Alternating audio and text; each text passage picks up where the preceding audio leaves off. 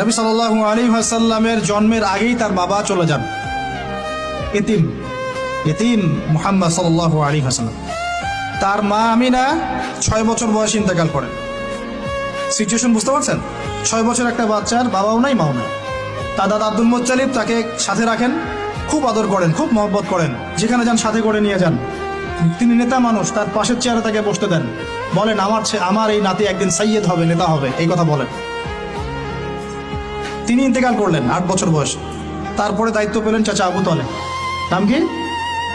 এই 8 বছর বয়স থেকে নিয়ে নবী সাল্লাল্লাহু আলাইহি ওয়াসাল্লাম নবী হয়েছেন 40 বছর বয়সে, আর মক্কায় ছিলেন 13 বছর, প্রায় 53 বছর।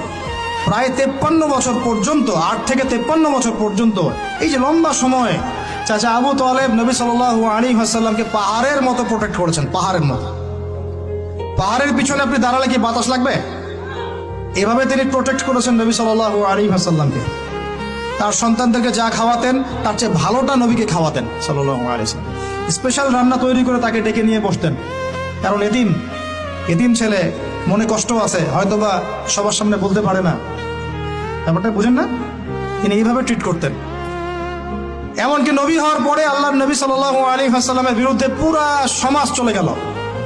কেউ গালি দেয়, কেউ বলে সাহের, কেউ বলে কাযযাব, কেউ বলে ফারিকুল জামা। মানুষ গালিগালাজ শুরু করলো, নিন্দা গীবত তহমত শুরু করলো, অর্থনৈতিক বয়কট শুরু করলো, সামাজিকভাবে বয়কট করা শুরু করলো।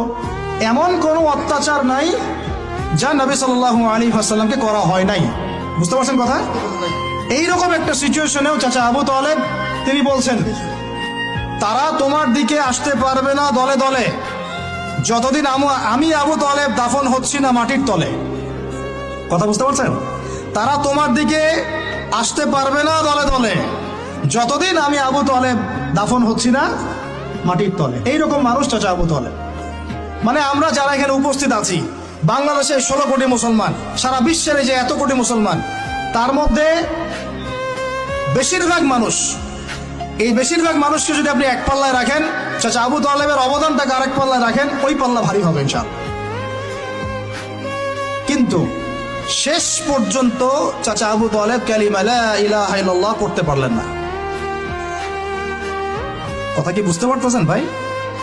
নবী সাল্লাল্লাহু আলাইহি ওয়াসাল্লাম বারবার বলতেছেন, চাচা খালি একটাবার কালিমা পড়েন, আমি আল্লাহর কাছে আপনার জন্য সুপারিশ করব, আমি আপনাকে জান্নাতে নিয়ে যাব, আমি আপনাকে জান্নাতে নিয়ে যাব। চাচা খালি একটাবার সাক্ষ্য দেন, শাহাদা দেন, হলো না।